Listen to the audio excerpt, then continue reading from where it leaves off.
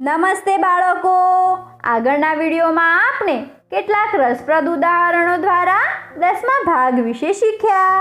આ વિડીયોમાં આપણે તેને લગતા કેટલાક ખોટા ખ્યાલો જોઈશું। રાજુ અને બબલુએ કેટલાક પૈસા ભેગા કરીને બજારમાંથી એક રબર ખરીદ્યું। રાજુ, ચાલ આપણે આ રબરને અડધું અડધું વહેંચી લઈએ। બબલુએ રાજુને કહ્યું, ચાલ આપણે તેને કોઈ માપપટ્ટીની મદદથી માપીએ, જેથી આપણે જાણી શકીએ કે રબરનો અડધો ભાગ કેટલો લાંબો છે। આમ કહી રાજુએ એક માપપટ્ટીથી રબરને માપ્યું। બાળકો, શું તમે કહી શકો છો કે રબર કેટલું લાંબુ છે? એકદમ બરાબર, રબર 3 સેન્ટીમીટર લાંબુ છે। હવે રાજુએ અને બબલુએ જોયું કે રબરનો અડધો ભાગ 1 સેન્ટીમીટર કરતાં 5 ભાગ વધારે છે। રાજુએ તરત જ કહ્યું, બબલુ, રબરનો અડધો ભાગ 1.5 સેન્ટીમીટર લાંબો છે।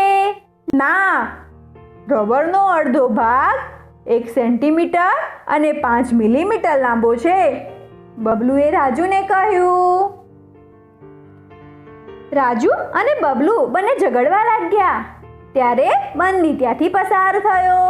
બન્ની, તું બતા કે આ રબરનો અડધો ભાગ 1.5 સેન્ટીમીટર લાંબો છે કે 1 સેન્ટીમીટર અને 5 મિલીમીટર લાંબો છે? રાજુએ બન્નીને પૂછ્યું। બન્ની હસી પડ્યો।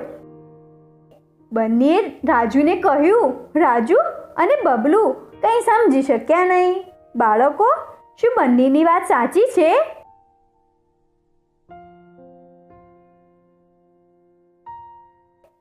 રબરનો અડધો ભાગ 1 સેન્ટીમીટરથી 5 વધારે છે, તેથી આપણે દશાંશનો ઉપયોગ કરીને 1.5 આ રીતે લખી શકીએ છીએ।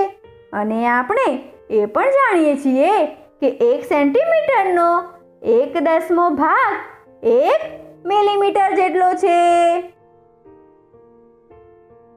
તેથી 1 સેન્ટીમીટરનો 5 ભાગ 5 મિલીમીટર જેટલો હશે। બંનીએ કહેલી વાત એકદમ સાચી છે।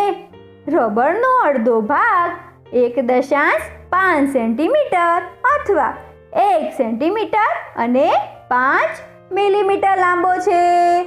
રાજુ અને બબલુએ રબરને અડધા ભાગમાં વહેંચી લીધું।